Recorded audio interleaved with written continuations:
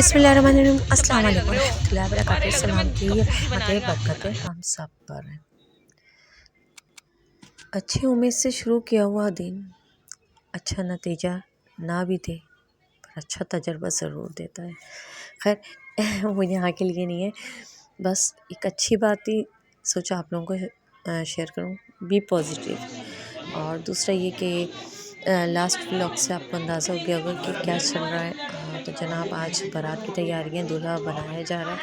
तो अच्छा, हमारे यहाँ दूल्हा बनाई की भी एक रस्म होती है और ये दूल्हा की बहन थी। दूसरी तरफ ये था कि दूल्हा बनाई हो चुकी है, उसके बाद एक हम बारात लेकर आ चुके हैं और उसके बाद की कुछ रस्मात हॉल में भी हो रही थी।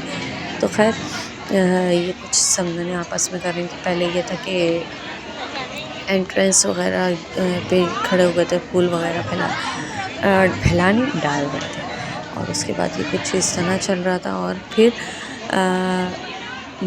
ये मैं बैठी थी और ये मैं थोड़ा इसलिए हुई थी, ये मैं अपनी मम्मी के टाइम करी हुई थी। और देखें आज भी वैसे ही है कि दरअसल मेरे सूट के साथ मैच हो रहा था और उससे इस तरफ से ये क्या हो रहा है, इस तरफ से ये दुल्हन आ रहे हैं।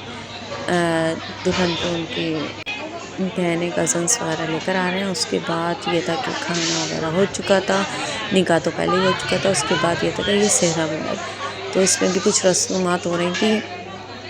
अच्छा, ये रस्मात चलती ही रहती हैं शादी के बाद, मतलब रुखसती के बाद भी होता है ये सब कुछ, वो आप देखेंगे इसमें। इसमें यह था कि ये सेहरा ना अ, उन ख़वातीन के लगाए जा रहे हैं जो शादीशुदा हैं ख़वातीन और अच्छी रहती हैं, मतलब ये कुछ इस तरह के कॉन्सेप्ट हैं। खैर छोड़ें, ये मेरी साहबज़ादी क्या कर रही हैं, ये पत्तियाँ जमा कर कर के मेरे बराबर में रख रही थी। बड़ी वाली साहबज़ादी भी मेरे पास बैठी हैं। उसके बाद के मामला ये थे कि सेहरा भी बन चुका था और ये फीलिंग्स होती हैं, मतलब पल में एक लड़की पराई हो जाती है और ये एक रिस्पॉन्सिबिलिटी जिसके निकाह में आती है उसके ऊपर भी बहुत एक लेकर चलना, ये रिस्पॉन्सिबिलिटी भारी तो है, लेकिन एक खुश असलूबी से निभाई जाए क्योंकि ये तो बहुत खूबसूरत रिश्ता है। और उसके बाद ये था कि हमारी कुछ हल्की सी झलक देखी आपने और मैं अभी दिखाऊंगी आगे भी। उसके बाद रुखसत होने के बाद यहाँ जब आएंगे तो यहाँ ये एक और रस्म हो रही थी। इस रस्म का भी मुझे ना कुछ इतना क्लियर नहीं पता। 7 निवाले होते हैं, लेकिन किस तरह से होता है, कुछ 2 पार्टियों में डिस्ट्रीब्यूट हो जाते हैं, यानी कि होते तो टोटली लड़के ही वाले हैं, लड़के की बहनें सब लोग, क्योंकि इधर लड़कियों वालों को तो सवाल ही पैदा नहीं होता। अकेली एक लड़की होती है तो उसको साइड देने के लिए भी होता है। ये 7 निवाले कहलाते हैं और आई थिंक ये इसलिए भी होती है थोड़ा सा लड़की का ज़रा सा मूड चेंज हो, जो एक वो अपनों को छोड़ कर आती है ना, तो इस वजह से। लेकिन इसके कुछ रूल्स वगैरह भी थे इस रस्म के, है ना, तो वो ज़्यादा मुझे लग रहा था कि ये जो इस साइड पे बैठे हुए हैं ना जेंट्स, इनको ज़्यादा पता था कि किस तरह खिलाना है, क्या करना है। कुछ लड़की वाले थे साइड पे जो बैठे थे ना, वो चाह रहे थे कि जल्दी जल्दी ये खिलाएं और लड़का कोशिश अपने तौर पे करता है, पता नहीं किस तरह। खैर यही चीज़ थी हमारी। बाज़ जगहों पे ये होता है कि खीर वगैरह का होता है और सिर्फ ये इस वजह से कि थोड़ा सा इस लड़की का मूड चेंज हो जाए। आप ये 3 दफ़ा खिला दिया, 4 5 6 7 ये करने होते हैं। खैर यहाँ पर ये सब कुछ चल रहा है और बस यही रस्मात होती हैं और यही सब कुछ होता है। और फिर एक थोड़ा सा ये होता है कि लड़की को भी फ़ील होता है कि मैं अपनों में आ गई हूँ, अपनाइयत सी भी महसूस होने लग जाती है इन रस्मात के टाइम पर ही, कि इसका साथ देने वाले भी कोई खड़े हैं। और ये देखें इस तरह चल रहा है, हाथ आगे किया जा रहा है, हाथ पीछे किया जा रहा है। और ये रस्म मेरे टाइम पे भी हुई है और यकीन माने मुझे अभी तक इसका कख नहीं पता कि क्यों, मतलब क्यों का तो मैंने खुद ही आइडिया लगा लिया कि शायद इस वजह से होती है। दूसरा ये कि मतलब क्या रूल्स हैं वो मुझे अभी तक नहीं पता चल पाया। और दूसरा मैं इन रस्मात से थोड़ा-सा पीछे ही रहती हूँ, मतलब इतना ज़्यादा शौक नहीं है कि आगे-आगे बढ़ के देखना। ये सिर्फ़ और सिर्फ़ आपकी वजह से मैंने बनाई है ताकि आपको भी पता चले कि ये रस्मात हो रही हैं। और दूसरी तरफ मेरा आपने देख लिया कि मैंने ये ड्रेसिंग की थी।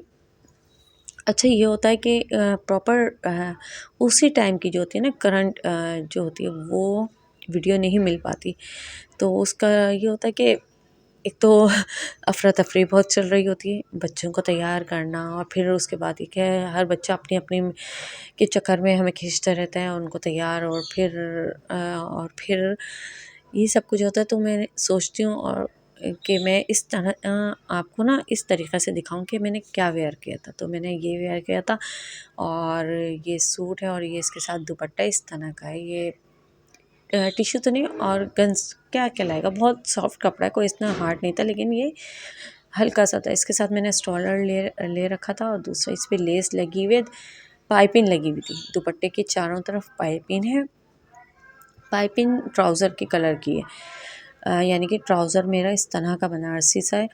अच्छा, ये मैंने खुद ड्रेस को ना डिज़ाइन किया था, और लेस का ये था कि इसके जो स्टोन है वो टोटली गोल्डन कलर के थे, तो बेस भी इसकी गोल्डन आ रही थी। फिर मैंने यही करा कि ग्लास पेंट के जो कलर थे उनसे इस पे मैरून और ग्रीन कलर करवाया, क्योंकि ग्लास पेंटिंग जो है ना वो स्टोन पे कलर कर देता है। उसकी पेंटिंग से आप इजीली अपने कलर करवा सकते हैं। और आजकल तो ये कि ज्वेलरी पे भी आप अपनी मैचिंग करने के लिए स्टोन का जो मैच करना होता है ना उस ग्लास पेंटिंग के थ्रू हो जाता है। ट्राउज़र मेरा बनारसी था, और ये था कि इसके 5-6 जोड़े रखवाए थे। और फिर ये चीज़ गाउन, तो गाउन पे आते हैं। गाउन मेरा ये बेसिकली 3 पीस सूट था, जो मैंने इसको 4 पीस में कन्वर्ट करा है।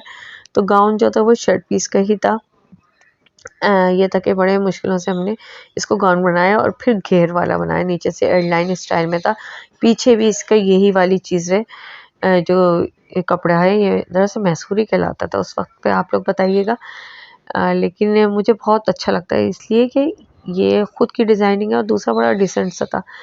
और इस पे जो ये बॉर्डर सा आ रहा है, गाउन के फ्रंट पर जो बॉर्डर सा आ रहा है और नीचे की तरफ जो जा रहा है, ये गोल घूम रही है ये। तो ये मतलब इसका जो बॉटम पे, तो ये दरअसल ये जो है बेल लगाई थी, यानी लेस।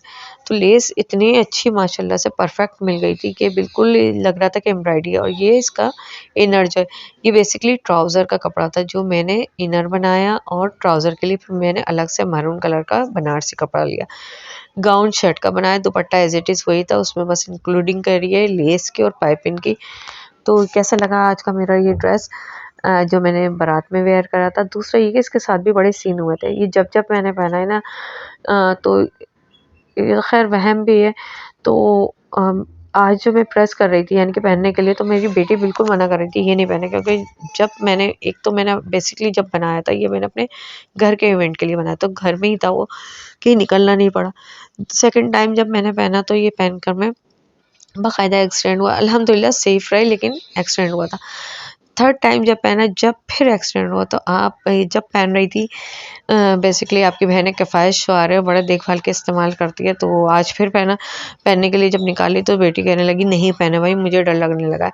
तो ये वहम होता, गुमान होता, और अल्हम्दुलिल्लाह बड़े सेफ़ तरीक़े से हमने शादी को एंजॉय भी करा और पहन के भी गए पूरा।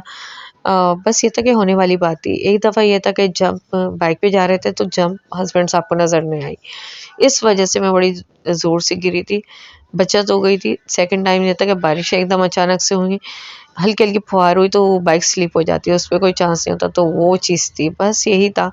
उम्मीद करती हूँ आज का व्लॉग आपको अच्छा लगेगा। अच्छा लगे तो like, subscribe, comment, share, bell icon को ज़रूर प्रेस करें। खुश रहें, फ्रेश रहें, खुशियाँ बाँटें। अल्लाह हाफ़िज़।